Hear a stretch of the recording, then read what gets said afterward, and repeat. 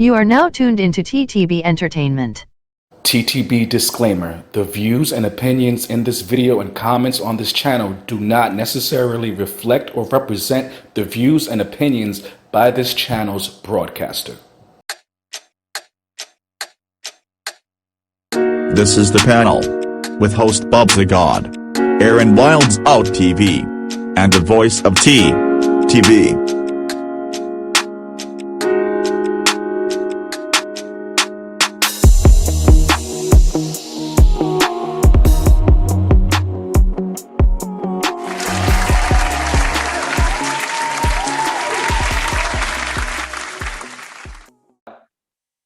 Ladies and gentlemen, welcome to the panel. Now, I noticed you guys see something different. We normally have two co-hosts, but Aaron Wilds Out TV could not be here tonight, and we will be joined by Bubs the God later on into the show. Now, as you guys can see, we have a special guest, and today's guest is a producer, a playwright, a creative, a TikTok influencer, a business owner, Chasing Reality's resident shit fixer, and social media's #1 auntie, Imani Vanzap, is in the building. Baby, that was the introduction. Thank you. No problem. Welcome to the panel. Thank you for having me. I'm so glad to be here. Now, you have spent the last 25 years in the entertainment world in some capacity or another. What made you join this field? In the field of just blogging, or how do you mean? Of entertainment in general, whether it's playwriting. It was kind of just going with the flow. It's one of those things where you have to learn how to adapt. You can never lose the ability to adapt. And even though you may have a plan A, the industry, by the time you get to your plan A, may have changed. And that happened to me many times, where my plan A, my plan B, my plan C's all changed. Before you know it, you threw the whole alphabet, trying to make your dream. I've always loved entertaining people, but I had to be open as to how many different ways you can do that. And so I've ended up landing here on social media, and it's been the best thing ever for me. Okay. Now, for those who don't know, Imani's real name is was Eric Dillard. So the way this got, that's my nephew. That's a whole different person. Okay, now see, this is where I'm confused. Now, is that because I'm trying to explain to the audience, like, okay. Is that your nephew as a character, or is that really you, but you call yourself nephew? That's my nephew. Okay, well. That's how this universe. So let me say it like this, so I don't sound like I'm being difficult. I am an energy.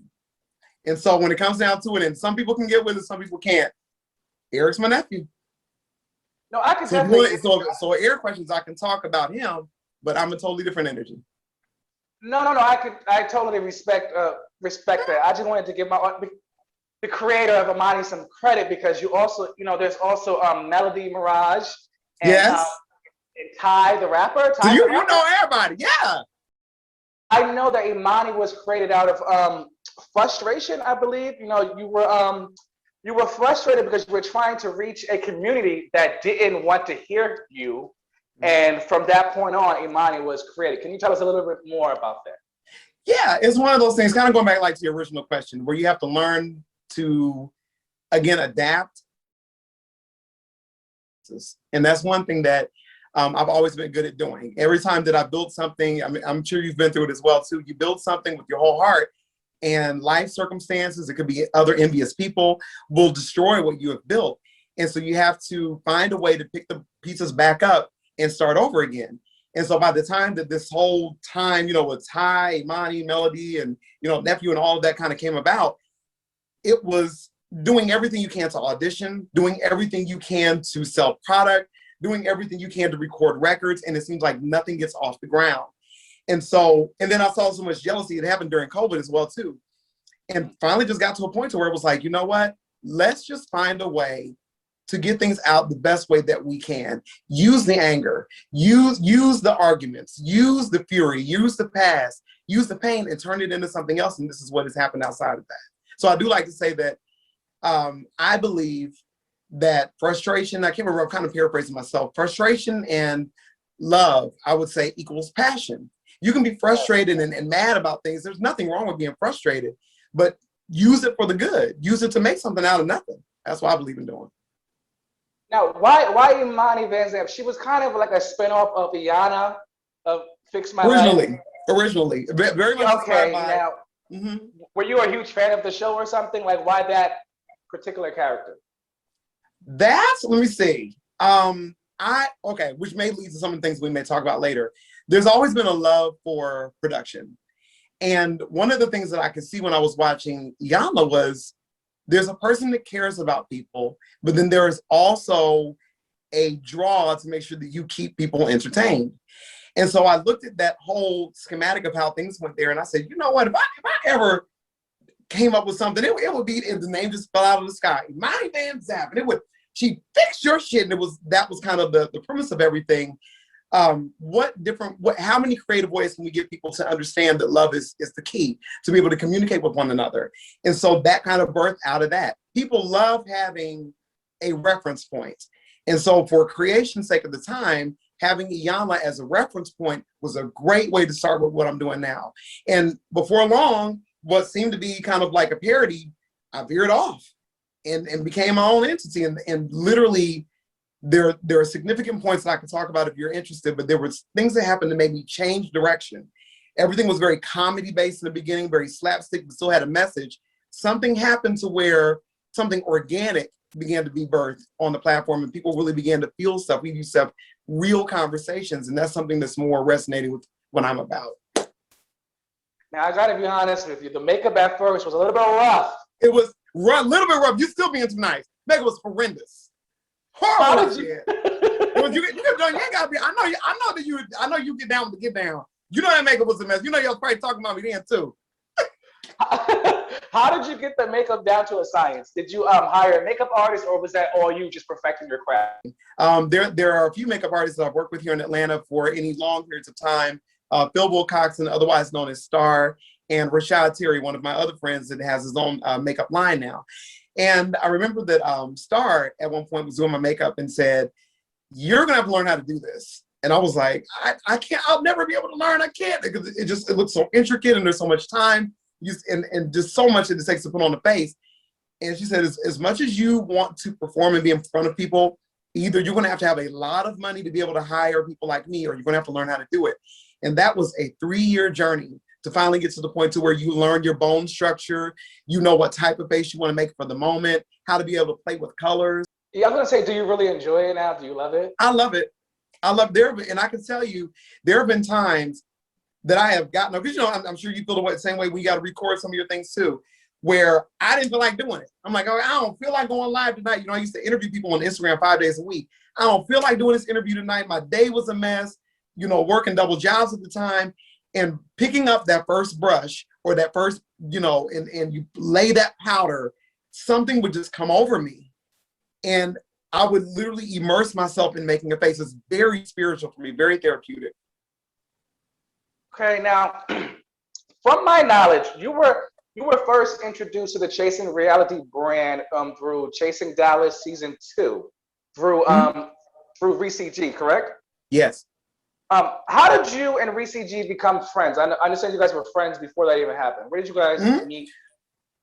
So nephew being the playwright and director and all those wonderful things, worked with Reese. Nephew and Reese worked together on a play that we still remain nameless to this day. That's a whole different video there. Reese was the producing director on that play. And so pretty much he was in charge of just making sure that the show actually flowed well from an audience to stage standpoint. There were directors that were over the cast, but he had a way of being able to communicate the final idea to the audience that I thought was second to none. And so we've stayed friends since that time. We met years ago, but ended up working together then. And then when Imani, I'm coming forth and doing my thing and gaining an audience, Reese saw an opportunity and said, why don't we have a segment of the show where you come in and fix people's shit? You come in and say what you feel about what you saw.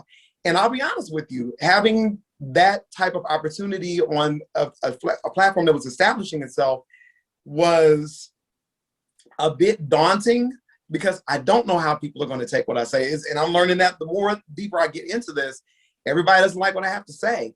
I always invite conversation, but people are not always welcoming to new ideas. but they tried me on Chasing Dallas season 2, and pretty much immediately there were people, even the cast didn't like me at first. There were people in the cast that were against me, but there were enough people that spoke up for me to where they kept adding me every week, and it was a slow build.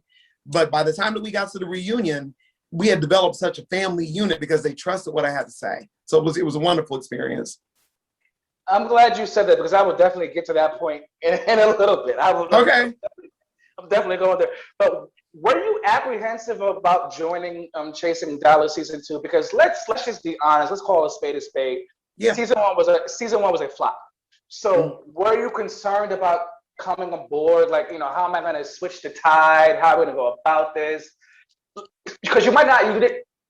Like, what if season 2 would have flopped? Then you would have been attached to that flop as well. So were you apprehensive at all, or were you like, you know what, I got this in the bag?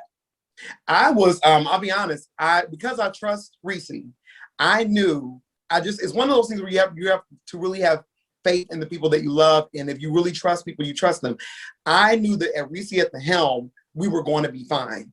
That's all I knew. That was number one. Number two was I was still building. When I started Chasing Reality at the time on Instagram, I only had 800 people at the time. So it was, a modest audience. I could say I'm doing a little bit, but it wasn't anything to, write home about and be proud. Like, hey, I got it. Who doesn't have 800 people? So for me, it was definitely an opportunity. It was an opportunity to say, let me put my voice out in the world. I finally have a platform to be able to do it. Even if they don't like me, at least I tried. I finally got into the place in my life and in my career where I will try. And that's how I went about doing this. Like you just previously stated, from what I recall and from what you recall as well, fans of the show were not too pleased during season 2 seeing you. However, from my knowledge, they turned the tide around the reunion time. That's when I noticed the shift and the change and the love for you. When did you notice that, wow, people are really reacting to me, like people really like me now? When did you notice that shift? It was every time that we would air a new episode, it does make you a little bit nervous to be in the live chat because you get to see firsthand what people think with no apology. And so I would be kind of like Celie from the Color Purple. I would sit there in the live chat and I would be waiting, for everybody to start dragging me or whatever. And there were more people that I saw that were saying, that makes sense. She's onto something. It's not, I think a lot of people, they think that just because everyone doesn't scream your face as the person, they don't know how. The element of bringing Imani Vanzap onto the Chasing Reality brand was something that reality TV had never seen before. I always say this, Chasing Reality, in my humble opinion, has shifted the scope of what reality TV is and what I believe that it can be. I could easily see a VH1 trying to pull a similar element or a Bravo trying to pull a similar element to where now you're involving the host in the process. They were the first ones to do that, Chasing Reality. And so in doing that, it carved out its own lane. I began to see after about maybe 5 weeks in, I said, okay, I think that they hear my voice now. Even if they're not saying it very loudly, I knew that it was crescendoing, and that was all that was important to me. It doesn't take me much to know something's working. That's good to know.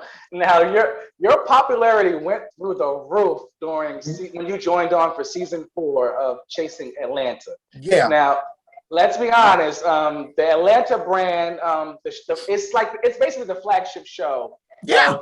Of Chasing Reality. Chasing Reality. Yeah. Now, let's be honest. What show did you enjoy working for more, Dallas or Atlanta? And I knew he was going to ask me that. I knew he was going to, why you do that to me? So I'll say it this way, and I'm not trying to not answer your question, but I got to be honest. I have liked every season for a different reason.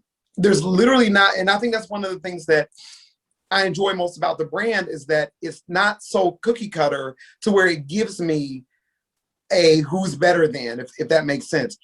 Chasing Dallas, that was a framing method for being able to have a helpful element to the show itself. Chasing Atlanta, there was more of a challenge there because, as you said, it's the flagship platform the flagship franchise of that platform. So they could have very easily been like, "Oh, we don't need this here." I'm very aware of and very present of mind of when I'm intruding, and I didn't want to feel like I was intruding because you've already established your house, and here I come in telling you how to live.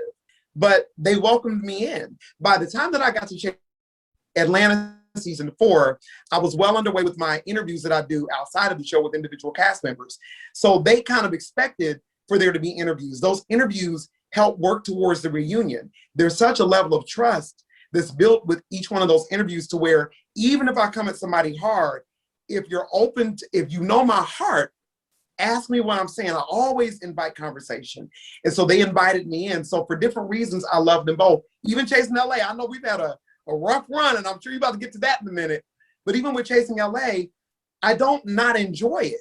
Even with all the drama that has spiraled out of that, I'm a teacher by nature. I look at everything that happened, even with Chasing LA, as a teaching moment. I've gotten close to them too. You know, so it's all about relationship and effort. And I think that is one thing that Chasing Reality has helped me to foster, and that I think that they're beginning to do with each other. So I love them all. I guess, Imani, we're gonna let you slide with that PR. Go ahead, it's okay. The people want you to, I'll say it this way. If you ask me a question where there's a black, white to it, I'll give it to you. I don't always see life that way because I live in the gray area. So it may be frustrating because I've learned how to think critically. But to be able to think critically, I have to stay in the gray area because there's always more than one perspective. No, it's fine. I get it. So in February 2021, you decided to expand your social media presence and you chose TikTok. Right. Now, which was a great choice for you because, yeah. I mean, over 500,000 followers later, here we are. Yeah. Why did you choose that specific platform, and were you shocked when they received you so well? Yeah, I can say yes to all that. People had lightly mentioned the move to go to TikTok about maybe a year and a half before I even did it. I've had a TikTok account for literally a year and a half, literally sat there dormant doing nothing. I opened it because there was a young girl I was talking to at the time that was trying to help me with my marketing and, promotions and publicity. And she said, I think you should do TikTok. And I opened it and I just didn't find anything in there that I wanted to do. It seemed silly. So I walked away from it for a year and a half. And then right around January, I would say of this year, a lot of different people were saying it to me. You should get on TikTok. You should get on TikTok. You should get on TikTok. I am very aware. I believe I'm very aware of when the universe, God loving source, is speaking to me. And I kept hearing stuff echo. And I was like, okay, even if I don't like it, I'm going to try this. And if you go to my very first TikTok video, I was very honest about it. I don't want to do this. My nephew told me to do it. I'm going to get out here and try this. If it don't work, I'm going back to Instagram and struggle over there. But I don't want nothing to do with this TikTok mess. And I kid you not, within 3 months, there were 500,000 people. I was gaining upwards to 30 to 40,000 people a day at one point. And I believe a lot of that is because of the question we were answering earlier. With the art that we do here, I commit myself to Imani. That's why we don't blend. But by blending, but a lot of people blend. And when you blend, you can lose things in the blending. We don't blend here. By going into the Imani Vanzap energy as a full source, where people think she got a whole social security number now. That's how much people believe that she is real. That realness is what thrived on TikTok. And then what spilled over into Instagram. I gained 10,000 people on Instagram in a couple of months just because of my TikTok rise. So it was the best move I could ever make. I'm glad I finally did it. I'm glad you did too. And well, you and your nephew, you guys were really smart because you guys capitalized off of this TikTok stuff. Baby, listen. Immediately. Out of nowhere is I don't know if that's maybe the next question, but I'll lead into it if it is. When I got on TikTok, I did a video with this woman that was like working out in the forest. It was funny. And I duetted the video. And I got up the next day and it had 40,000 views. I had never seen anything that I created online do something so tremendous. I was like, wait a minute, what? So I said, well, I'm not dumb. So I got out there, I said, well, let me do another one. Before long, all of the videos were rising. I was getting videos that had millions of views on them. One of the things that I do most on there is I love reacting to makeup videos. I feel that people like myself use makeup and art and beauty or whatever have you to become something. So I'm sitting there and I watched the video and this girl was doing her makeup and she transformed. And I had this very fan and I cracked it. I said, be calm. And I screamed it and the rest is history. Everyone in the comments said, I want to become fan. So after that, I opened up a merchandising business And so now we have fans that say become. I sell them all. We have a color that's coming out every month. In our first couple of months, we gross upwards to $13,000. See, that's exactly. You can tell that you interview people a lot because that's exactly where I was going. Okay, I'm sorry. I don't want to leave you. I'm sorry. Go ahead. No, it's fine. I was going to say that you launched your Become merchandise, which is available at imanivanzap.com. Now, and it's doing so well for you that you were able to hire your first ever employee. Yes. Oh my God, that's so amazing. Did you see this for you like a year and a half ago? Did you see this for yourself? No, I didn't know. I didn't know what would become. All I knew was that I had to be honest with myself about what I say, about what I feel. Even when people don't like it, I have to be, as long as I know that my heart is right, I just got to keep going forward. Eventually it'll make sense, in the wash. It'll all come out in the wash. I told an artist I was working with years ago, I remember she was into fashion. She always wanted to do these Alexander McQueen big outfits and couture. And I said, these are wonderful. I said, but you need your little black dress. You need your New York and Company Express limited, you need that dress that anyone can wear. You need a ready-to-wear dress that will help you to get to your Alexander McQueen. She didn't listen to me. I have my little black dress. Now the fans of my little black dress. I proved it. So that's why I say, even if people don't always like what I say, I'm proof that I walk my talk. A lot of people on social media, they talk, but they cannot walk. I walk my talk. If you disagree with me, that's one thing. At the end of the day, if we talk long enough, I will be able to prove to whoever it is, I am now working for myself. I'm not supplementing an income anymore. We quit the jobs. Now it's hiring people. Now it's making ways for other Black artists and people of color. Now it's trying to employ our own. I've always wanted to be in this space, and I finally can do it. It took a while, but I finally got here, and I just want to help people do the same. As you should. Like I was saying to somebody earlier, I was like, Imani really is the epitome of not giving up and staying resilient. Things can really happen for you. Like you got to keep going. Yeah, I mean, the industry is not kind to us. No matter who we are, what our platforms are, the industry is not kind. In the end, you can do everything according to textbook and dot every I, cross every T, and it still won't give you anything. You have to make your own yes. The industry is built to tell you no. Right. Those who really make it have to make their own yes. Really good example, real quick, Beyonce, wonderful example. She did, the whole Dangerously in Love album. We loved it. It was great. By the time that she got to B-Day, rumor has it that Columbia was only going to release to her a certain amount of money to do her videos. She said, we don't do that here. She produced all of her own videos. She did them in black and white for cost's sake and produced all those videos out of her own money. She was the first artist to invest in themselves like that. And now look where she is today. It takes that type of fortitude to an industry that doesn't love you for you to make your own yes and say, I'm going to have my space here. I'm so surprised they did her because Crazy in Love was booming at the time. How dare they? Oh yeah. Her journey is as a businesswoman. She is one that we model after. I watch Rihanna. I watch her. I watch different ones that I can see that they said the industry is trying to tell me no. I'm gonna say yes. Anybody that Nicki Minaj, Cardi B. That's why I don't put people against people. When you're working, Lil Nas X, industry told him no. Look where he is now. You on Saturday Night Live, splitting your pants, dropping it low. I'm proud of you. I'm proud of them.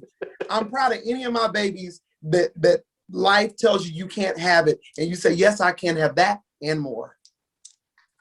Okay, so let's get to the real reason why we are here. Okay.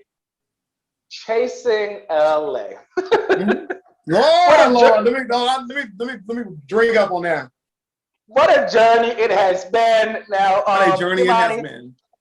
Whose idea was it for you to be the associate producer of that show?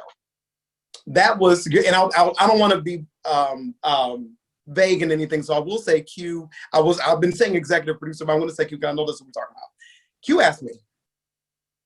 Okay, What made him ask you to do that? Like what made him sit? Well, I guess I would have to ask him that really, but I want to know what made him sit there and go, she reviews the show, but I want her to be an associate producer of the show. Did he know about your producing background in advance?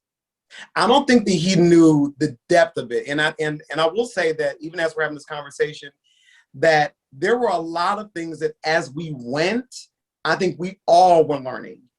And he did know about, that he's come to several performances that I've been a part of. And so he knows of what I've done in Atlanta.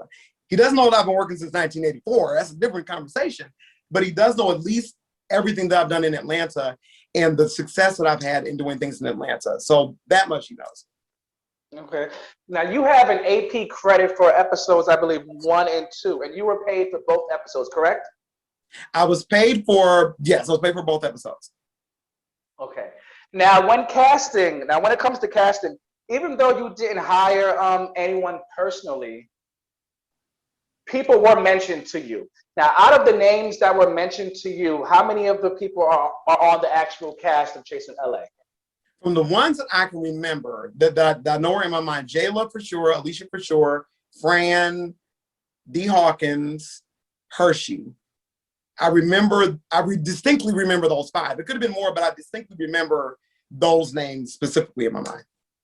What about King Payne? I heard you picked King Payne. Okay, King Payne he's not one that I immediately remember, but King Payne will be one.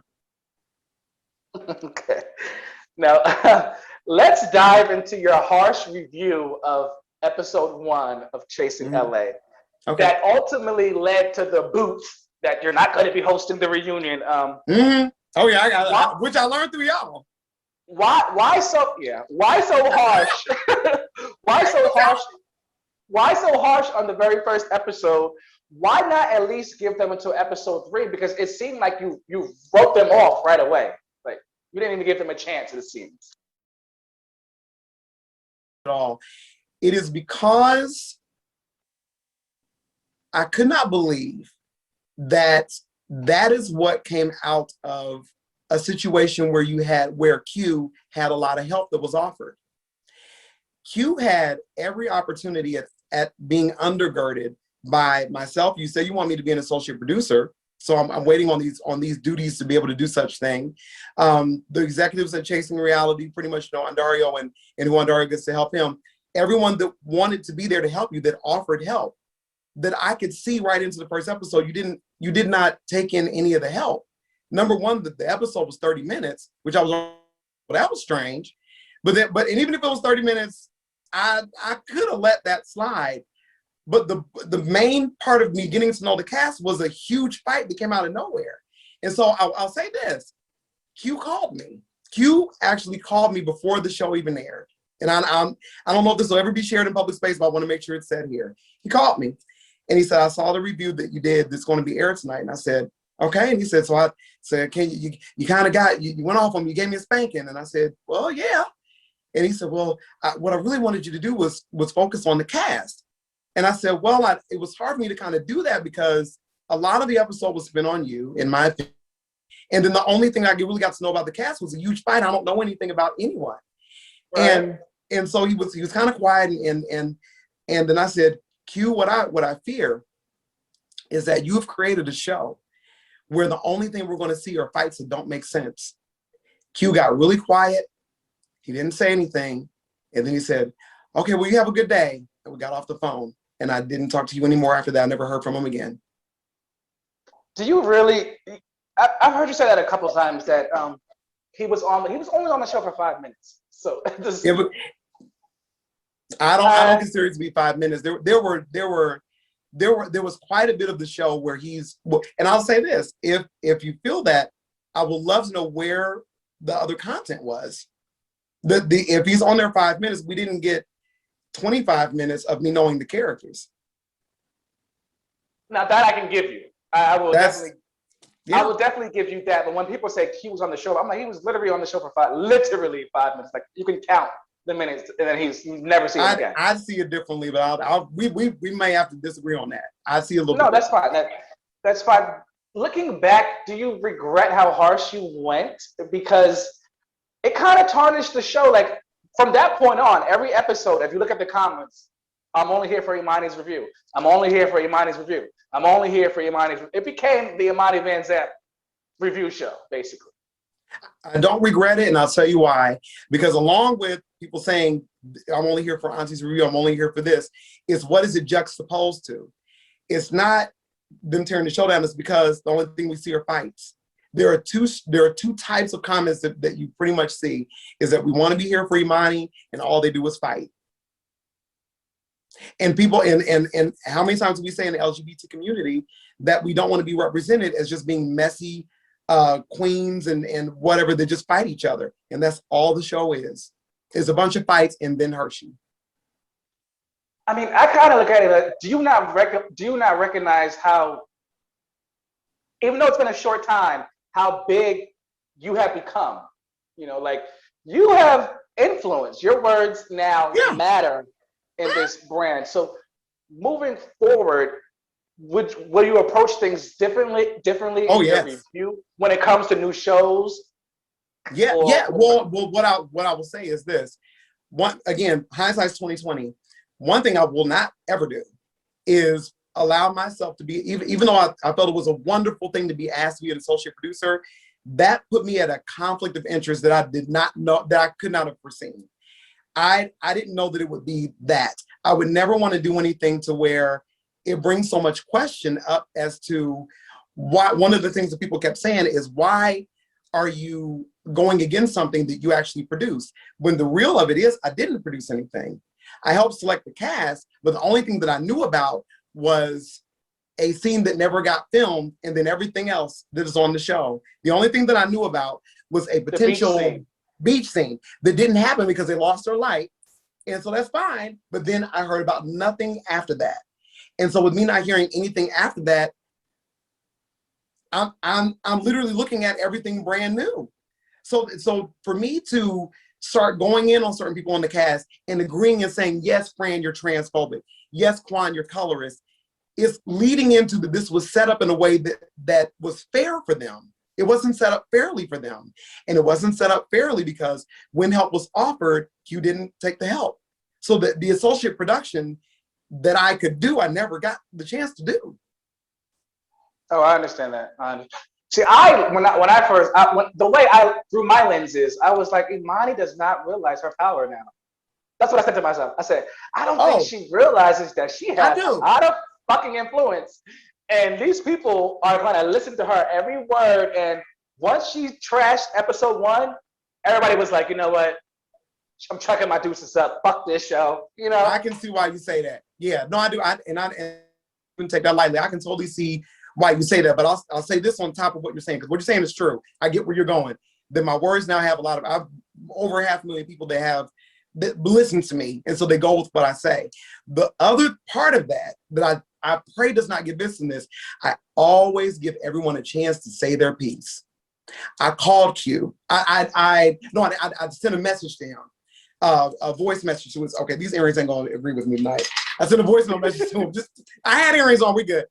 And I said, Q, I know that you're probably not liking the way that the reviews are going. You know how I am. Come on my show and let's talk about it. Let's have a one-on-one. We can be very honest about it. Q turned it down. He didn't want to talk about it. Now, I don't want to make it sound like he shouldn't have done that. If I were in Q's shoes, I can't say that I probably wouldn't have done the same thing. But you know that my platform has been redeeming for a lot of people. People threw away Quan. They threw away, there was somebody else that they threw away too. By coming on my show, it helped to restore Quan's image. Yeah, I hope to restore your image. I was so over that whole colorist thing. Yeah. Whatever. That was a mess. But okay, so you're at home, you're minding your business, you're creating TikTok videos, you're living your best life, and you're scrolling on social media, and then boom, you see an article from TTB Entertainment. It says confirmed, Imani Vanzap will not be hosting the Chasing LA reunion. What were your first initial thoughts when you saw that headline? I said, oh, so this is what it feels like to learn something on social media about yourself. Oh my God! It made me laugh at first. I'll be honest with you. The first thing I laughed, because I said, oh my goodness, I've been fired, but I've been fired on social media. Like, I didn't even get a call or anything. And it really just kind of, then I started seeing y'all's names all the time. And I want to say, even while we're doing this interview, I'm proud of y'all because you seized the opportunity. I know who you are now because of this whole thing and how well you've covered everything. Even when it's stuff that wasn't necessarily in my favor, or if somebody was speaking kind of against me, I didn't care about that. I loved how you seized the opportunity. So y'all learned through TTV that I got fired from Chasing Reality. You heard it here first. Y'all let me know I got my walking papers. I got my box that said you can go home now. I need you to clock out for me now. That's what happened to me. They sure did seize an opportunity. Hey, I need you to clock out for me now. I was getting phone calls left and right. Hey, cover this, do this, do that. I was like, okay, I got it. Why do you think you didn't get a personal phone call from Q? Like, why do you think you found out through social media? That's crazy to me. I'll be honest, I mean this with all compassion. I do not believe that Q is a bad person. And even in this and how everything is spiraled out, I don't think anything badly about Q. I love Q. This was similar to the rift that I caused in season 4 with when I critiqued Oliver. Oliver's on WeTV now. You know, yes. So the core of what I do is honesty. I don't care who you are. And I'm going to be honest because I want to see you do well, stronger, better, all that kind of wonderful stuff that I say. Yes, and I believe that where Q is as a producer, I think this was a first efforts for Q. And I think that Q got in over his head. And that the way that this all played out, I think that it definitely hurt his feelings. And my intention is never to hurt anyone's feelings. So I don't think that Q, because of what I was saying, and because my microphone is so big, I felt that, and I don't go off on Q for this, I do feel that the way I got fired was kind of retaliatory. I'm okay with it because I understand it. I'm not mad at Q for it. If I was Q and I was at his level of security as a producer, I might do the same thing. So I understand it. It hurt me a little bit because I love these reunions. I love sitting there and talking to them so much, but you know, it came out the way it did. He made his choice and I have to obey it. Oh, not level of security as a producer. Oh, the shade of it all. It's the truth. It's the truth. Because, let me tell ladies and gentlemen, because the reason why I say that, I never say anything that I don't put on myself. I used to be an insecure producer. I used to be an insecure creator. I used to think that when people responded to me or lack thereof, that it was because they had something against me and that it wasn't something that I needed to correct. Like I was saying in the beginning, I had to learn how to adapt. What I would hope for you in this situation is be mad at me all day, but you know that I got your best interest at heart. Let's talk it out. Hold that thought, Imani. Go ahead. Hold that thought. I'm sorry. Yeah, ladies and gentlemen, we have to go to our quick commercial break. When we come back, Bubs the God is joining us. And of course, we have lots of more juicy conversation with Imani Vanzap. They only see what you show them, only hear what you tell them, and never see the monster under the mask. It's the pain that no one sees, the tears they say are not real, the act you put on for all to see. It's the struggle.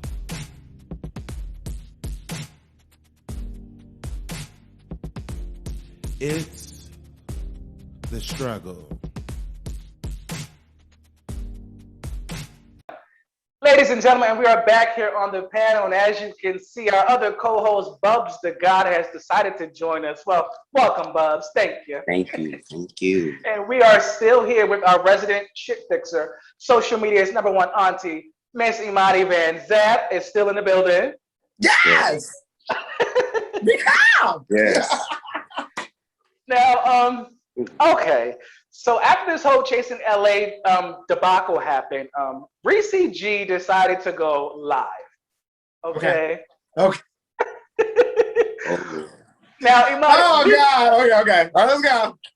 Now, Imani, we all know we love Reese over here. Okay, we just interviewed him not so long ago. Now, he goes live for everything. Every little thing he goes live and he addresses it. Okay, it doesn't matter what it is. Don't matter. However, that's not really in Imani's character to go live. Well, you didn't go live. Nephew went live. Okay? Nephew went live. Right. I don't want them to. I say what I say and I get out the way. Nephew got to do it for me. There you go. What made Nephew join Reese G and Blake on that live? I gagged. So I think where the feeling really came from is that was the triad or quad, however you want to put it, if you put Q back into the mix, they should have always been working together anyway. And that was the first time that all four people had a chance to be in the same space and communicate. No, the opportunity wasn't given moments before. And so it was almost like a conversation that was a long time coming, to be honest with you.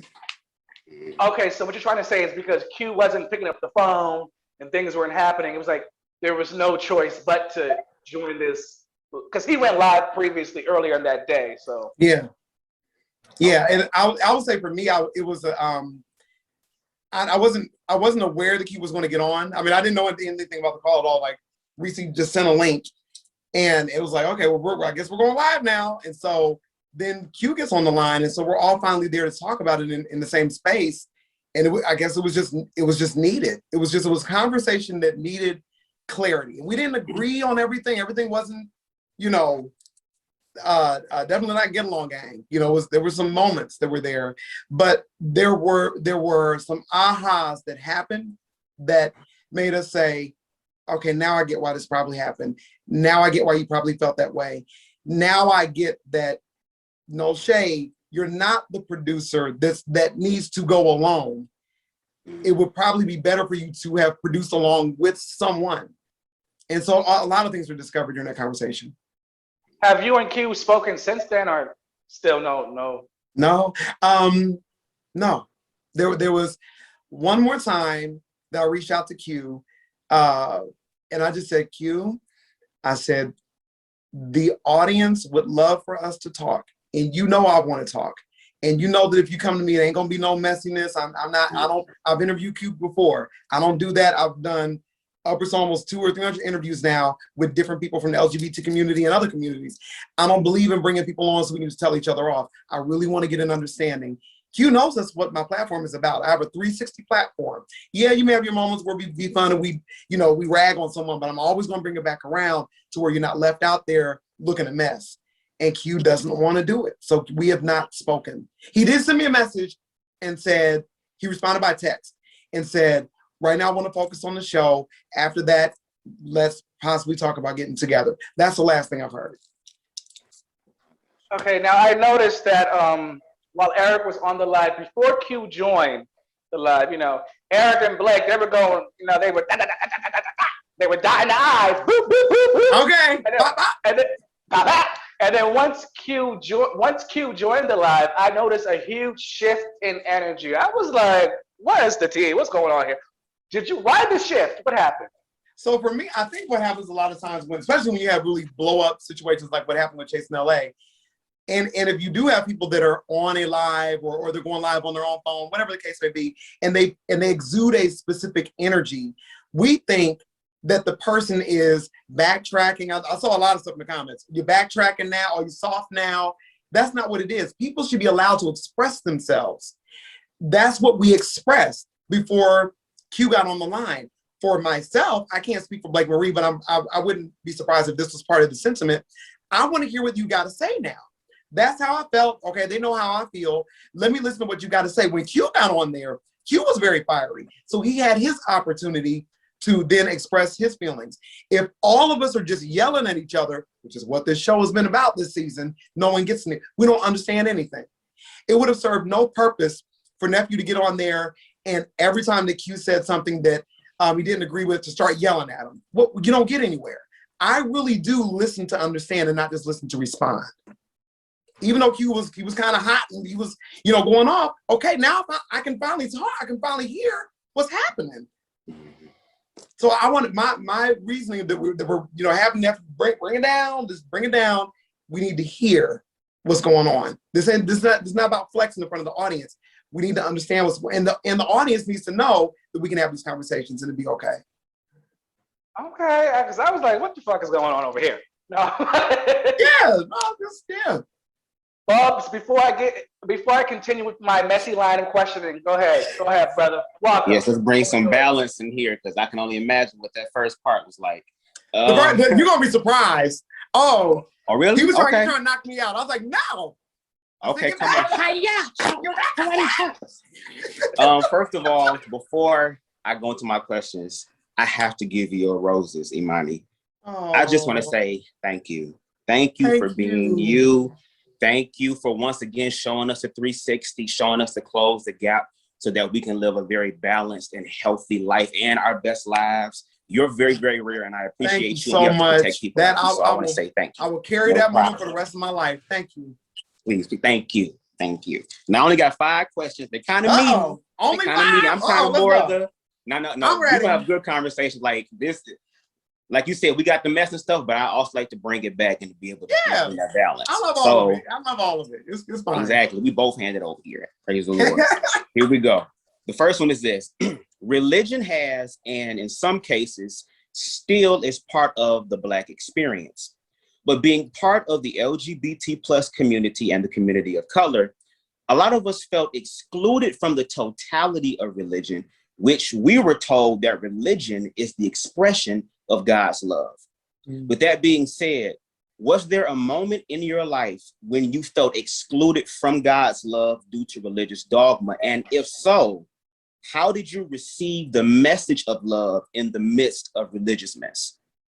I would say, and I'm sure many people probably share my experience in your own ways, that my mind was different.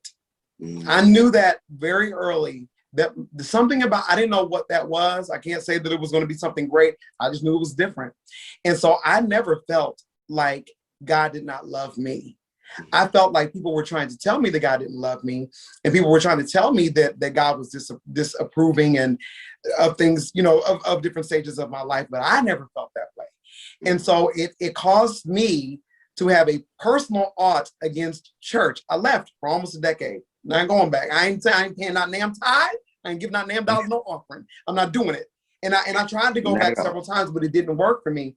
It wasn't until probably in my latter 30s that I began to reconcile, I'm going to say, my walk with Christ, reconcile my walk with God.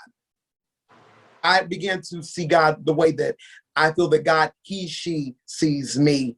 In all of my infinite beauty, I see God the same way. I don't serve as in there's some petulant child in the sky that's keeping a tally sheet of every time I don't, hang the towels right, something like that. I serve something that has allowed me to come here and be a representation, and we mirror one another. Yes. So my whole outlook on spirituality had to change for me to be able to reconcile who God is for me. Okay, I'm about to light my blunt in a minute, because that message just touched my soul. Listen, I'm gonna do it as the third question. Baby, I'm so we can talk about some good stuff now. Yes, that's that. This is what I when I get the third question, I'm gonna light it up. I'm gonna light it up because I like it right now. She's teaching good. That's Bible. That's Bible. Listen. Okay. Now, during your recent interview, I'm not gonna say the name. You shared a quote that you heard a young man on TikTok say, which was, "Everything that you want is on the other side of fear. If possible, could you share your greatest tango with fear, false evidence appearing real, and what did that dance teach you?" Good question. It was the fear of doing what I'm doing now. It was the fear of, as we shared earlier with nephew doing art. It's one thing to create a funny character or a funny energy, as I like to say. It's one thing to create that where it's always slapstick. You don't really ever take it seriously because you're dealing with the exterior. We always knew that this was coming, but it was a fear of what is this going to look like? What is it going to look like in a world? And when I say this, I'm speaking from my own truth, my own heart. It's one thing to be in a world where what is funny is for a man to have a full beard and throw on a wig. It's quick and it's funny, and you get a million followers the next day. Everyone does it, and it's okay. That's what works for other people. What we do here is a little bit different. What happens when you just push beauty? What happens when you just push positivity? What happens when you do it at a frequency to where it's every day? People have positive on tap all day long. They're going to think you're crazy if you're going live that many times. They're going to think you're crazy if you put that many videos out. Literally, these thoughts went through my head. I was scared to work as hard as I'm working now. Now that I'm here, I do not regret any of it. Everything that I thought people were going to say, they're not saying. It turned into almost 1 million people now because I trusted God and went ahead and did it. Come on now. You reached the other side of fear. That's exactly you live. Yeah. You live that quote. I told my baby earlier, I walk my talk now. Even if you don't like what I'm talking about, I walk it. Yes, and guess what? We going to jail over Imani. Y'all better leave her alone. We going to jail over. I'm just saying. 2020 was the ugliest year that we have seen in our lifetimes. It was the ugliest year. That was a wake-up call. Off of the heels, of Donald Trump. We have been in the ugliest season of our lives for almost 5 or 6 years. Everyone is tired of it. People want to feel again. If you're on TikTok, there are so many videos on self-help, love, how to look at your job differently, if you need to be working, how to open your own business, how to celebrate Blackness, how to celebrate queerness. People want something else. The day of screaming and throwing chairs and beating each other up is played out. Yeah. And a lot of them people are operating out of hurt. They operate out of hurt and out of fear. Yeah. And what's the quote? What does it say? People fear what they hate, and then they end up hating what they fear. So it's just like you have to learn. Once again, love. Love means I look past all of that. I see you for who you are, not just the labels that have been thrown on you, and you believed it for so long. Now you think that it's true. Like, no, I see you. That's okay, because love already won. Hate might win some battles, but love won the war. Love always won. Love will always. Whitney Houston sings a song I love to play every year called "Love Will Save the Day." I know she has a bunch of hits. There's this one song she did called "Love Will Save the Day." I play that song anytime I feel the energy off. I play that song because it's true. Yeah. Love in any situation will cut right through. People can be trying to come at you all sorts of daggers and shade and messiness. Hit them with love. I guarantee you, it throws them off and it resets the atmosphere in your favor. Keep walking in love. Yes. Glitch it up, mess up the process, mess up the pattern. Glitch it, I said. Glitch it up. Now, we all know that self-love is the best love. I'm sure we can all agree, right? Yes. So, Imani, I want to ask you this. What does self-love mean to you, and how imperative is self-love? Self-love, I believe, is the fuel for any vehicle. I think many of us with our gifts and talents, we can say that we have a beautiful vehicle. You know, you may be able to draw well, bake well, sew clothes, you may do taxes well. I don't know what your shell is or your vehicle that's very beautiful, but without loving yourself, that vehicle will only go but so far. And you have to be in tune with that. I've used the analogy of an airplane. Even on an airplane, you can be sitting next to your daggone child. They tell you if something happened, put your oxygen mask on first. Right. Put yours on first before you help anybody else. And they don't make an exception, say, unless it's your 4-year-old child, put your oxygen mask on first and help, and then you can assist other people. RuPaul says it best. If you can't love yourself, how in the hell are you gonna love somebody else? And so many people, I believe, we're in such a grind culture and you know, at any cost grind to get more numbers, to get more of that. People are forgetting to love themselves in the process. So many people mad that they ain't gone viral yet. Well, what are you going viral for? If you go viral, what you got to give the people? You don't deserve nobody right now. Your cake is not finished baking yet. Even if you have the best of intentions, even for myself, my cake wasn't finished baking yet. It wasn't until February of this year, the God-loving source universe said, now it's time. And now here I am. And I believe that a lot of that was because of all of the lessons of self-love that we need. Yes. And faith. And you gotta have faith. You gotta have faith. If you don't believe it, ain't nobody else gonna believe it. Exactly. You gotta believe it believing first. in something that you don't see right now. Right. But it's coming. It's an affirmation that you're doing. So, and you've shown that, which is why we clap for Imani, damn it. Just clap. If you got the fan, clap it, crack it, do what you gotta do for Imani. Yes, I appreciate it. This is what we need. Okay, now here's the thing. Yeah, let's see. Okay, now I'm gonna breeze through this one because I ain't gonna say this one here. People fear what they do not understand, and they end up hating what they fear. But freedom brings you, freedom is being you without asking permission. Imani, once again, we see you're taking TikTok by storm. You know, you're bringing the reactions, you're bringing the comical side, but you're also bringing healing, acceptance, freedom, and most importantly, love.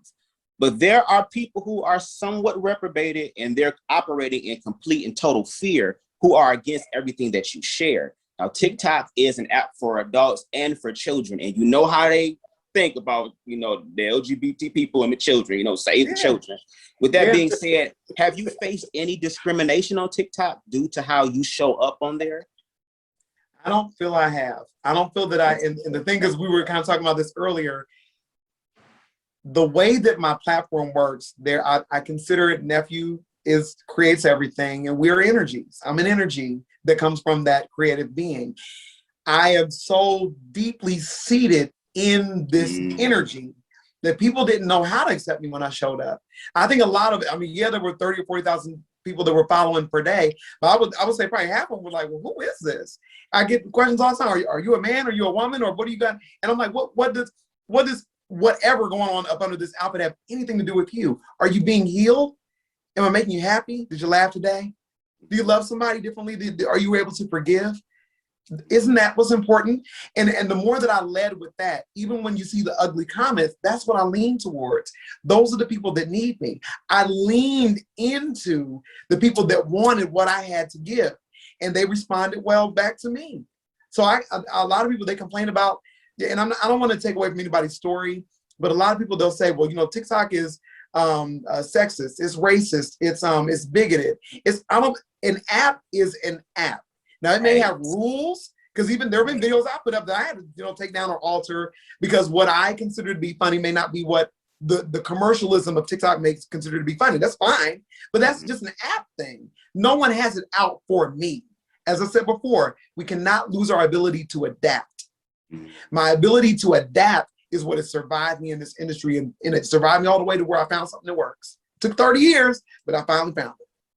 Hey, ding, ding, the cake is ready. Come get it. The cake is ready. Listen, Red Velvet, you want it or not? Listen. Ooh, Red Velvet. Oh, we love Red Velvet. I want some Red Velvet, okay? That's how, yeah, because the munchies is kicking in right now. Okay, look. And my last and final question.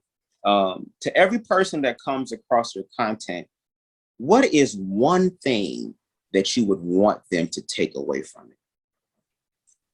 I know it's going to sound redundant, but hopefully I can add to it. Love. Repetition is okay. We need that. Love, okay, thank you. Thank you. Media 101. Love answers everything. I say it like this. When I was afraid, talking about fear earlier, the fear of just pushing love, the fear of just pushing positivity, what happens, you know, does the world want it, or whatever the case may be, you would be surprised. I have a whole shelf over here of things that people just buy me. I don't have to buy jewelry another day in my life. In this one season, I have garnered so much jewelry. I only have to shop if I want to. People send me dresses and everything now. And I'm saying that to say this: when you tap into someone's spirit, they show appreciation. Yes. And when I've made love the reason why this channel is here, yeah, every once in a while I laugh at somebody, and we, you know, but it's never to dehumanize that person or to exploit them. I don't do exploitative comedy where you're laughing at someone's demise. I don't find joy in that. I know why it can be funny. I do have gallows humor as well, like a dark humor, but I'm not about dark humor. My dark humor is for me. You know, back in my when I watch my little Netflix at night, what I want to give to the world, because the world is hurting, I want to give you the best form of love, because I don't feel like that many people are doing it right now. Yes. There's somebody I want to make sure I mention in this moment, just in case I forget. Shay, that used to be on Flavor of Love, and she was on, I think, Love and Hip Hop. She did an interview with Tammy Roman, one of the most beautiful things I've ever seen. You can tell I'm all about become. And because I think become is self-love too, where you're transforming into a greater version of yourself. She is somebody that has come from the reality TV show world, and she is such a champion for Black women, for their health, physically, mentally. She is everything right now, and I believe that everybody should follow her. More people are wanting that. People are tired of a dollar exploiting us. It's time for us to heal. And I would stand behind anybody that does that. So I want to make sure I said that. Thank you. And to live, most importantly, to live. Life is short, and we've been living. A lot of us have been living our lives based upon the opinions of other people. And when you die, whether you have millions of dollars or you don't have no money, they're gonna throw dirt on top of your ass. So my thing is, love yourself so that you can enjoy yourself, because you don't know when you leave. I don't know when I'm leaving, but I'm riding this bitch till the wheels fall off. Baby, listen. Okay. I know that's right. I'm glad you brought up Shay, because she has definitely come a long. Oh God, yeah. she decided, like Tammy, because I think Tammy's another example of this. They decided that they wanted something different. I don't ever want anybody to misinterpret this that I say a lot. I do not like reality television, but I love what I do in it. I think the reality TV often is very dehumanizing, demoralizing, is destructive. It shows us in our worst lights. It pushes dysfunction. And I get the hype of it all. But at the end of the day, it's always bothered me how people of color, whether you're straight, gay, none of that, how they exploit people of color for the lowest dollar. And it really upsets me. So I don't like the industry, but I absolutely love the space that has been created for me to do what I can here. I'm appreciative for it. Hold that thought, Imani, and hold that thought, ladies and gentlemen. Guess what, you guys? We're coming back with more of Imani Vanzap after our last and final commercial break. You are watching The Panel. Don't go anywhere, motherfuckers. Guys, I need to borrow some clothes for the interviews because I don't have any fancy clothes. Go to my closet, you take whatever you need. You too, Brennan. You guys gotta look sharp. It's the most important day of our lives, okay? Hey, Dad. What's your name? What's your age? Where you from? What's your sign? Who you love? What's your style? What you do? What you drive? Stop, drop, and roll. Do that. Do it like a pro. Do that. Stop, drop. Ladies and gentlemen, and we are back here at The Panel with our very special guest, social media's #1 auntie, the lovely Imani Vanzap is still with us. Imani, I can't believe you're still with us. Look at you. You're doing good. Good time. Y'all are fun. I love it. I love good conversation. Yeah. Now, I just want to be very transparent with our audience tonight, especially because we have you here. But while recording the second half of our interview, shit happens. Something stopped recording. We had to do it all over again. It was a fucking mess. We made it though.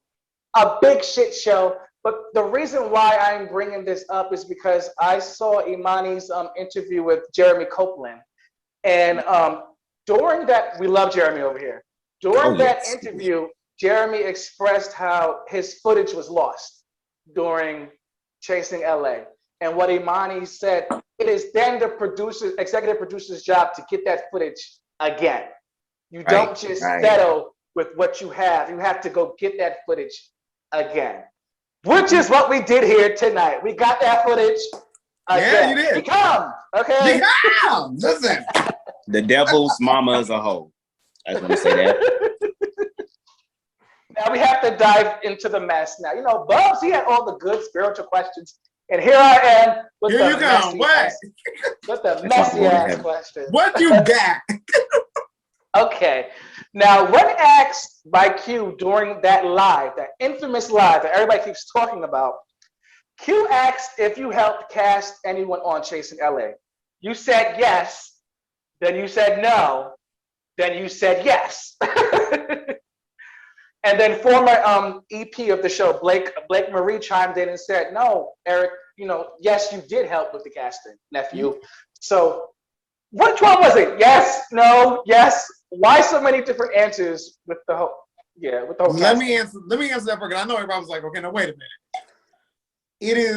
It is equivalent to, or similar to, I shouldn't say equivalent. It is similar to if someone asks, say, a heart surgeon, how do you do heart surgery? You have gained so much knowledge in how you do what you do that some of the fundamental steps, you don't think about them anymore. And so what I was being asked on there, what nephew was being asked on there, you don't have to, I haven't had to explain it in years.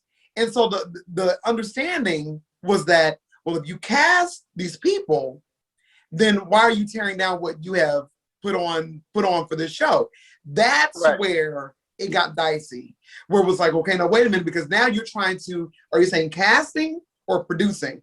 And in this way of trying to lump them both together, I thought was unfair and not a fair representation of what those specific vocations entail.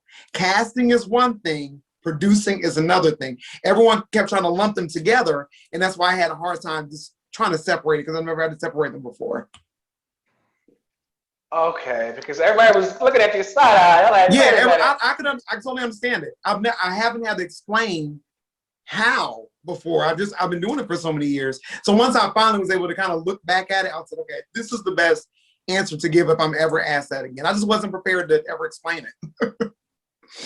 What were your dealings with Blake Marie, if any, the former EP? Almost the same as with Q at the time, although I will say that Blake Marie and Nephew talked a lot more. There were more conversations as far as just what to do, what to think. This is before anybody had started filming. Everybody was still pretty much in the planning stages. There were more conversations then. Once everything was underway, I didn't hear pretty much from anybody at that point. But you know, the connection that Nephew had with Blake Marie in the very beginning, very close. Okay, now did Nephew notice, because allegedly she said some according to a former videographer who worked on the show, Miss Rachel Lewinsky, yeah. Trans Road, aka Trans Road, she said she experienced transphobic comments from Miss Blake Marie. Did you get any wind of that? Did you experience any harshness from Blake at all? No. Every conversation, that was had with Blake Marie was always positive. Nothing was ever, even with a tone of even hinting towards anything transphobic, even as a joke. There was nothing ever there. Now, do you think we can fix this? Like, I think anything can be fixed. Okay, great. Because Quentin T. Harris, if you are watching this, this is the time right now to fix this shit. Fix!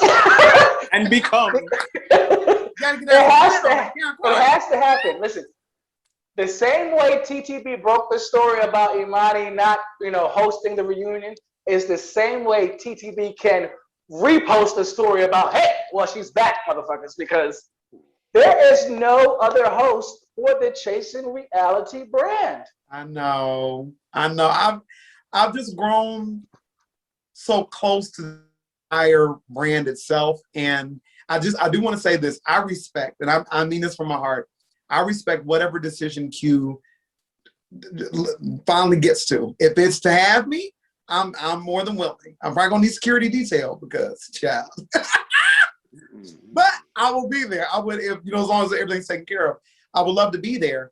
And I do want to say that the main reason why I wanted to do it, I work very hard to get to that reunion. It's not just a reunion for me.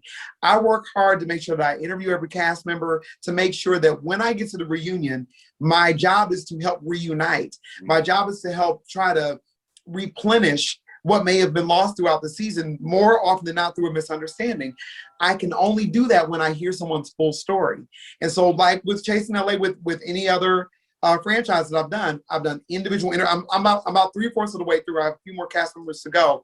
But even though I'm to understand right now that I'm not hosting it, I still want to get to know these kids. I don't care that you're not going to have me. I know that the audience would benefit by hearing their full story. Yes. So I still take pride in my work. I'm still going to do what I said I'm going to do. I may have been fired on one side, but I'm still going to do what I said I was going to do, and I've committed myself to this season, even with all this craziness. So let me get this right. I want to make sure I'm hearing this correctly. Okay. I have my headphones on. If Quentin Harris calls you tomorrow, bing! Imani, listen. I know it's been a little rocky road right now, but damn all that. I need you to come fix this shit. Listen. I need you to host the LA reunion. Will you be there? Yes, like I said, they need security in the room. We had security with Atlanta too, so I'm not trying to be shady. You gotta make sure everybody good, because that had been the history of the Chasing Reality brand, and a lot of independent LGBT reality TV shows. They would be so revved up that by the time they got to the reunion, everyone is just trying to flex. Everyone's ego was on 1,000, and so then fights break out, and you got to cancel the whole thing. Dallas went very well because I think that they're still trying to find their way, so they were a little bit more on another. Atlanta, they're established, so if they want to fight, then they can. They had security there. Everyone was respectful. As long as I know it's a safe environment, and we can actually have dialogue, I'm more than willing to be there. I love Q and all of them. I don't have anything against any of those kids. If you have me, I'll be there. I love them. Whoever's gonna, and I will say this too, if they decide not to use me, it's totally fine. I respect it. Whoever you put in that chair, they have to care. If you just have a celebrity just because they're famous, you're gonna have a shit show. I'm telling you right now, whoever is in that chair is meant for someone who is loving. If you want it to be somebody else, I respect it. I don't think you're making the best choice. But if you do have somebody else, as resident auntie of the Chasing Reality series, make sure you find somebody that cares about my babies. Don't you find somebody famous that they're going to get on and you got them because they've been on TV and they went viral. It's not enough. Right, because we love T.S. Madison, but that when she hosted, it was horrible. Even though she was a big name, it was not a good. Well, and in her defense, I think she did, and I think King of Reeds did. And I want to make sure that I say this because it could be inferred that I'm saying that they did a bad job. I'm not saying that at all. I'm saying that I understand how the LGBT is trying to get up, and having a name come in on the reunion sounds like, in theory, sounds like a good thing. Oh, we can get this. We can get Miss Lawrence. We could get Lee Daniels. We could get whoever, you want, and it sounds good. But there's so much work that goes into a reunion. If you don't have security, if you don't have everybody understanding that we need to get through this stuff, and you have a host that can control all that, you're going to have a shit show. So at the end of the day, I'm hoping that what we may have not seen on the show in terms of the detail of production, that reunion has to be tight in order for it to go right. And most importantly, like you said, we need investment. Because you can just read questions, but if you're not invested into the show, you got to know when to accelerate and when to break. When I know the storylines as well as the individuals so well that if someone decides that they want to go rogue, I can pull them back in.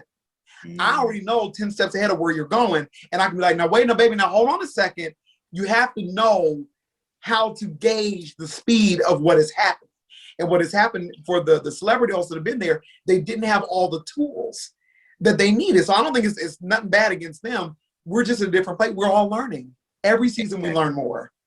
Thank you. Now, you just said the Chasing Dallas reunion went well, but from what I heard, I could be wrong because you were there and I was not.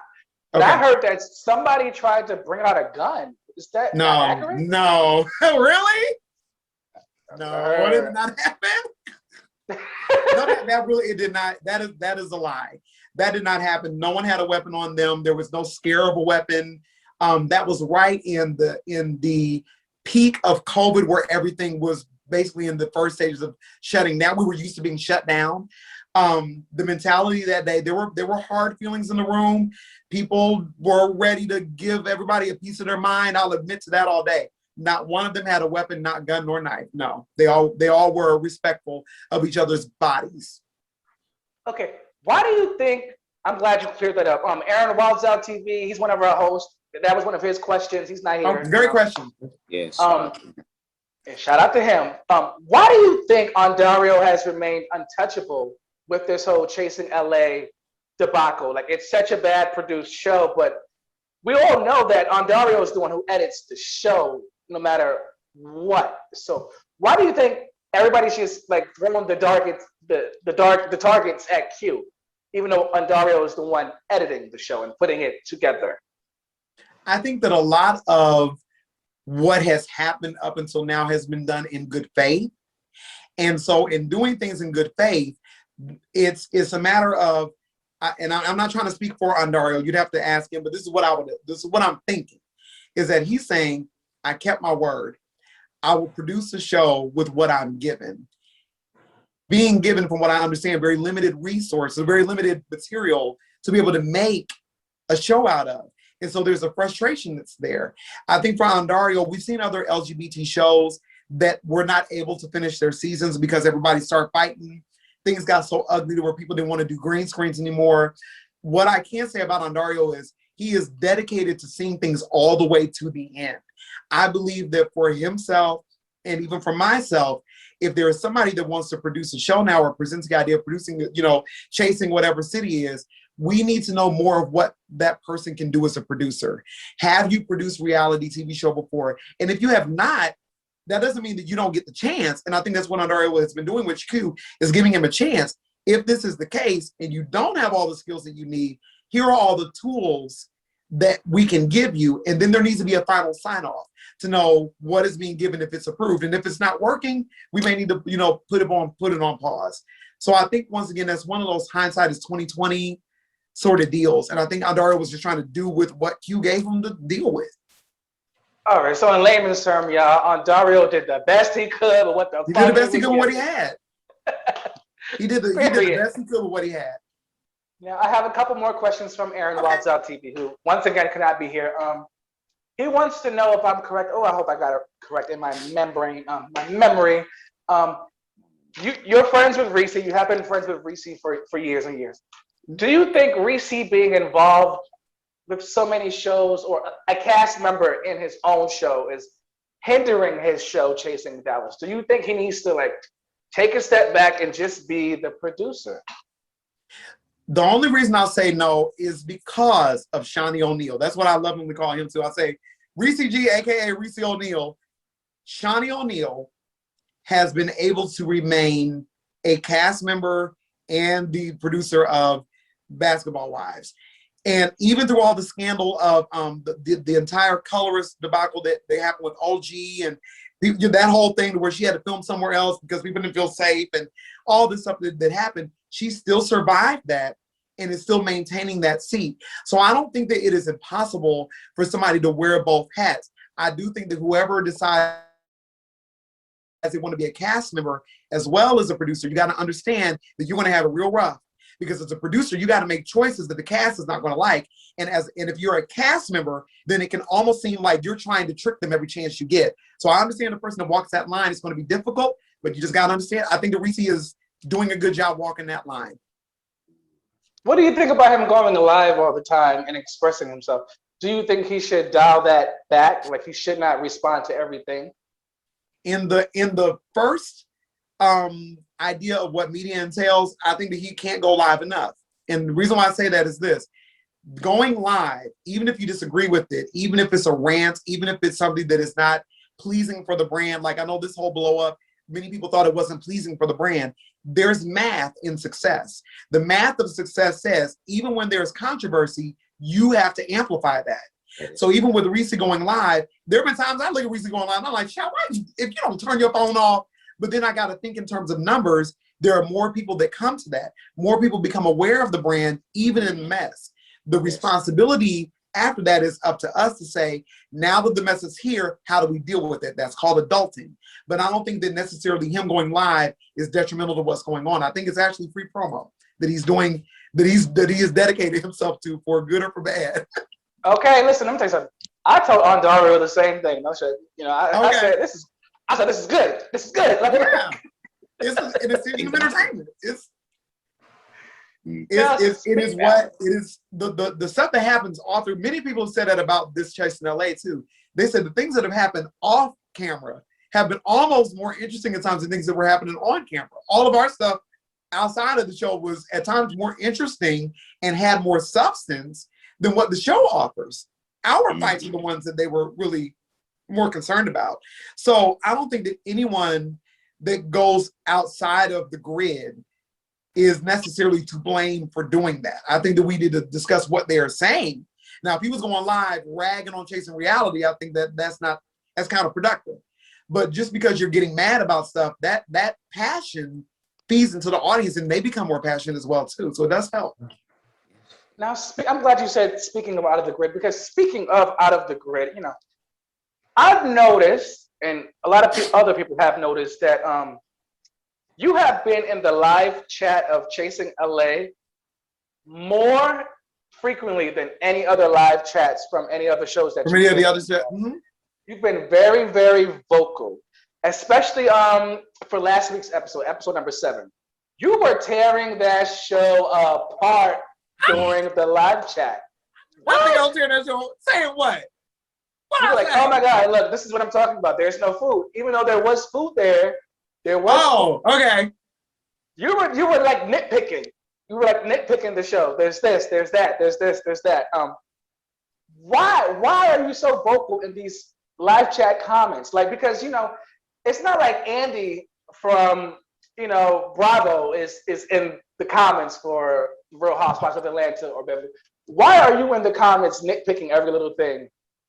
Well, particularly let me chasing LA. Okay. So here's what I feel about that. I'll start with the Andy part first. We have a totally different beast over here with Chasing Reality.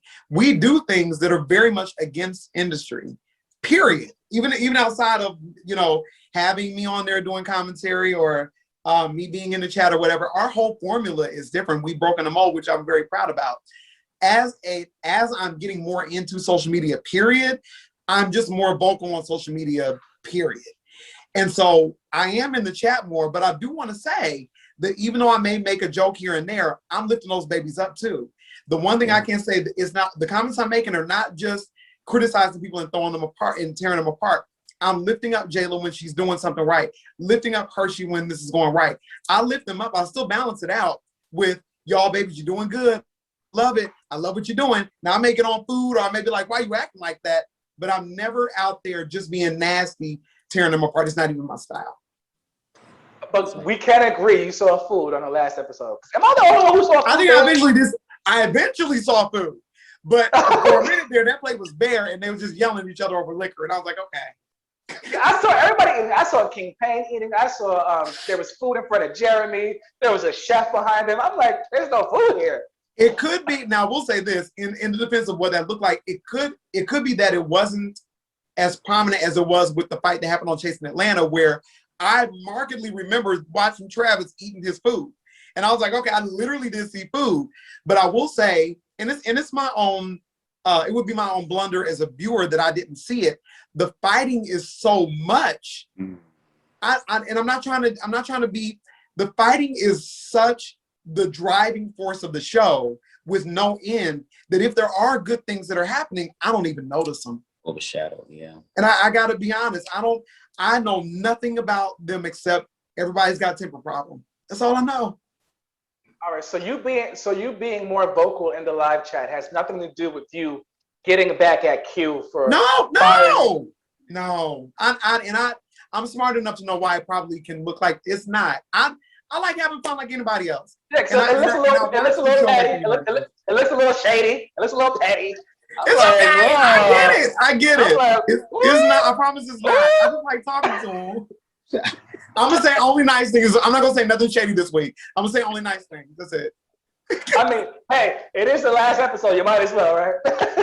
I didn't make up a lost sign. You didn't see nothing but hearts for me the whole time. Now, on everything. We recently, yes, heart it out, heart. Now, we recently interviewed King Payne on the show, the panel, and he said all season long you have kept summoning him. You kept his name in you kept your name in your mouth against his better wishes. He will be joining you tomorrow, June 10th, for your sit down interview.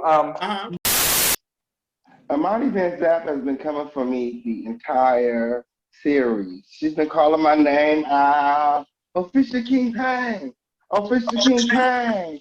Official King Payne. She's summoning me, okay? So, against my better wishes, I'm going to go have a seat with her on June 10th. You guys go and check out this exclusive sit down between the official King Payne and Imani Vanzap. Okay? Hopefully we can fix each other's shit, because there's a lot of things that need to be fixed around the kingdom, and that's just on period. Because the one thing that Imani Vanzap failed to point out is the fact that Q managed to pull this off in the middle of COVID, when LA and the rest of the country was shut down. Okay? A lot of people are talking about where's the chasing. You can't chase too much from when you locked inside your house. Okay? So, y'all, what we gave y'all, girl, we should be getting pats on our back, because the world was literally shut down. Why did you say, okay, why did you say it only appears that Chasing Reality got King Payne because, you know, Armand Wiggins wasn't available when allegedly you had somewhat of a hand in picking him for this show, even though you didn't cast him yourself? You know, they told you about him and you were like, oh, you know, I think he'll be a good fit. Yeah. So if you agree that he would be a good fit, why did you rag on him so hard? I'm gonna be honest. But remember when you asked me who the people were that my name that I said should be on there, and I didn't say King Payne? That wasn't being shady. I have not talked to Q in so long. I forgot who I said anything about being on the show. I'll be honest with you. I forgot who I said. I forgot their names. So by the time that the show came, I'm in a whole different realm in my platform now. I'm doing the TikTok and I'm selling stuff and I'm all over here. I've forgotten about the cast. So when I'm reviewing the cast, to me they felt new. So I did it accordingly to just how they felt to me. And the way that King Payne was presented on the show, he, in my opinion, he wasn't presented with any substance. I'm not saying that he doesn't have any. It just seemed that everything was a gimmick. And so I couldn't really feel anything.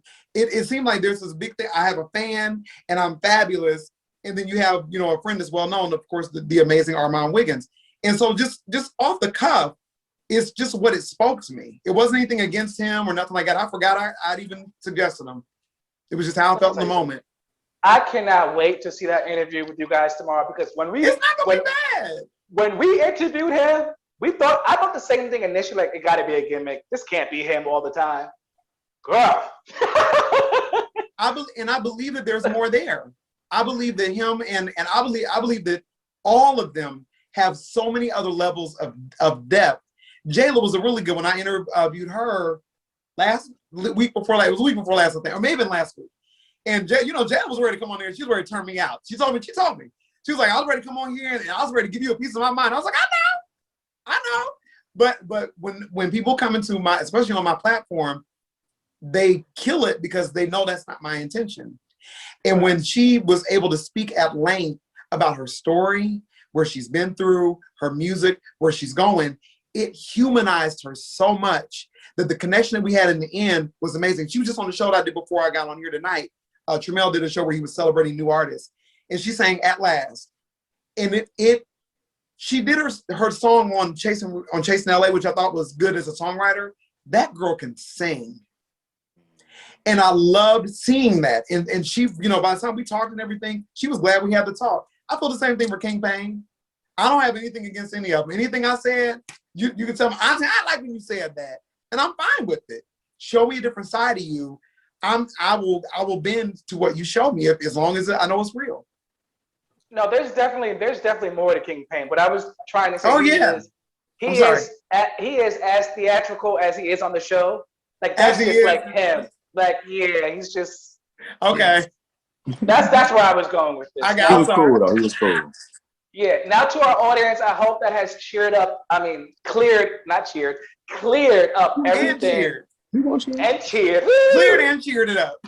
Cleared and cheered everything up regarding this whole Chasing LA mess. Okay. Imani does not hate them. She wants them. I do not hate them. I love them, y'all. I know sometimes my reviews are a bit much. She was shady boots. I know. But she was just being accountable and having other people be accountable too. Because once again, you're adulting still. Just because you on the show don't mean you're not adulting anymore. You got to adult more because you on the damn show.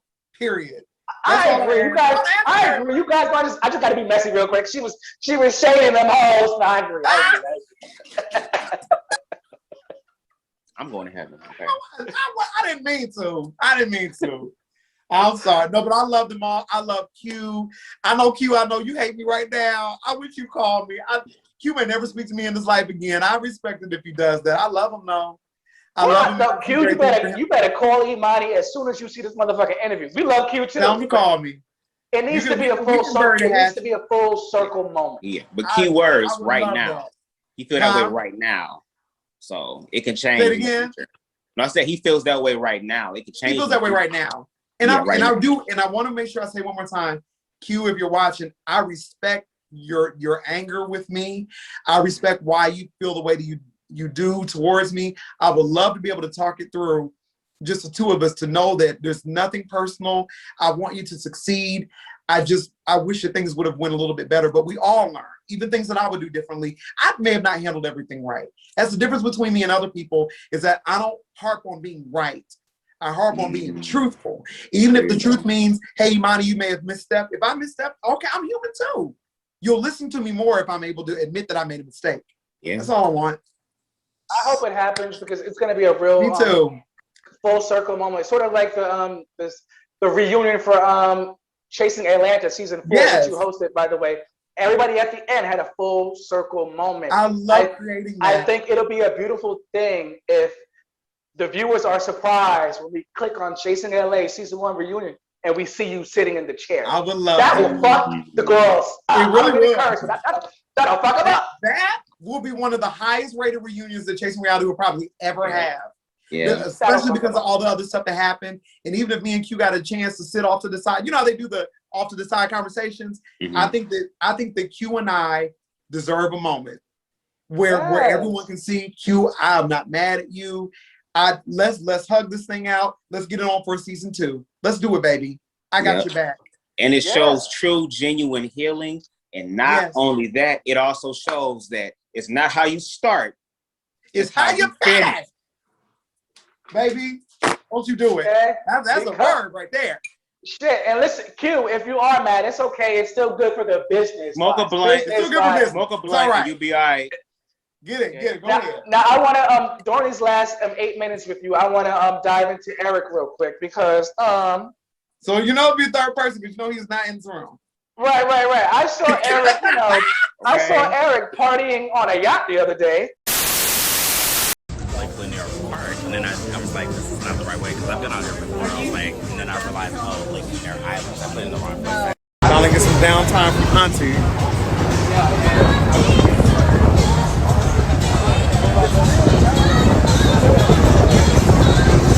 Oh God, yes. At Lake Lanier now. At Lake Lanier of all places. Yes, the yacht was beautiful, by the way. Now, Eric, he tagged nephew and hubby in the post. So is it safe to say that nephew has the love life is secured with nephew? Like, yes. So nephew Eric, he's been with his now husband Tony for 8 years together and 2 years married. Come on, love does exist. Love it's does like work. 45 and gay. Praise the Lord. Okay, it sure is. Congratulations, nephew Eric. Yeah. We love you, nephew. Yes. Now, one last thing. This October 2021, just in time for Halloween, Imani Vanzap will be featured in a Jonte Productions film titled The Assistant 2.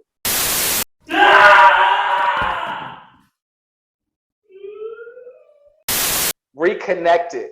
Yes. Can you? Yes. Amazon Prime. Hello. Yeah. Can you tell us about your character, a little bit about it? Yeah. So I play.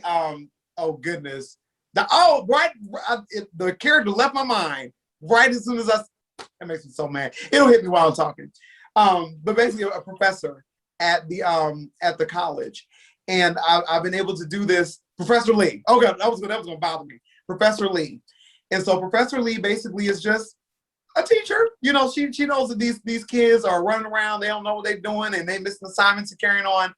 And I love that Alex Jonte wrote the character in my likeness so that it was an easy transition. It keeps the Imani Vanzap presence out there. So it's very much Imani Vanzap playing Professor Lee. The wording and everything is very much on par with what I do with my platform. And she's basically able to drop some nuggets to help with all the craziness that they're going through. There's some logic that she's able to somewhat impart to one of the characters to say, have you looked at it from this angle? And I don't even know the entire story to know what happens after I give this advice, but I was so glad to be a part of that production again, and glad that they think enough of my platform to involve me again. I love them. I'm so proud of them. Well, congratulations on the movie. Thank you. One last question from Aaron Wilder. I just remembered about it real quickly because we only have like 5 minutes left of the show.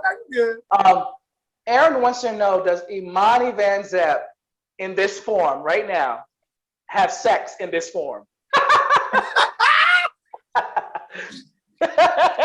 I'll say this. So, in Imani's own universe, when Imani's energy leaves this room, whatever that energy does over there is what it does over there. But in the outfits that have been adorned for the evening and the likeness, no. Now, when we know we've already seen a little bit of Melody Mirage, when will Ty the rapper make an appearance? Ty is going to be, so Ty, the interesting thing about both of them, they will all be seen probably within the next month. Ty has had to undergo a few adjustments because on Instagram, there's a certain way that Ty talks that works for Instagram. That same way of talking doesn't work for TikTok. So we had to like readjust Ty a little bit before we bring him back. But yeah, Melody and Ty, I cannot wait for you to see how all of this works together. It's something that's been concocted for a while. I've been waiting. We've been waiting to show you all this, and I just can't wait. So probably within the next month, you're going to get to know Ty. Ty's a bit of a problem. He's a little trap boy, so don't y'all be getting too googly-eyed over him. He ain't worth it. Well, listen, you know, we over here, we love a good thirst trap boy. Okay. But, right. But, Imani, can you please tell your nephew Eric and manager to keep up the good work. Thank you. Tell him to look. I don't know if he's ever was a wrestling fan, but tell him to look into Mick Foley. He had the 3 faces of Foley. He had Cactus Jack, Dude Love, and Mankind. It reminds me of, you know, Imani, Melody, and Ty. So just tell Eric to look into that. Can you send that to me after we get off here? Can you send it to me in a message? Oh, sure. Thank you so much. Yeah, no problem. I see big things for Eric and his personas, his characters, because the spot is open, especially with positivity. Like, this is about to blow. This is about to be a big thing. Yeah, I feel it. 30 years in the making, so imagine what the level is going to be. Listen, okay? And don't forget about us. Don't forget about us. I was just going to say, don't y'all forget about me. Y'all are everything. I am so proud of your platform. And I got to say this one. I know I said it in the beginning, but I want to make sure I say it again. The way that you seized this opportunity, other bloggers need to take note of how you did it. You remind me a lot of how I do mine. Like, let's get the people here and have a deeper conversation. And because you cared about everything, even the questions that were challenging, I appreciated that you socked it to me. You gave me a chance to really, you did. You know, it's hard to do that with me. You gave me a wonderful conversation. I didn't feel cornered or threatened or like anyone was coming for me or anything like that. I felt like you got to the nitty gritty. You didn't hold back any punches, and we had a real conversation. Do not stop what y'all are doing. You're going to go far. Thank you so much. I believe in you. Thank you, Imani, so much for coming on and joining us at the panel. And ladies and gentlemen, you can catch Imani on TikTok and IG at Imani Vanzap, and every Thursday night on Chasing Reality YouTube channel, reviewing Chasing LA. Plus, you can order Imani's merchandise at ImaniVanzap.com. Yeah! I said. And with that being said, you guys, we are out of here. Thank you, Imani. Thank you, Bob. Thank you. Bye, everyone. Everybody watching. Until next time. Bye. Bye.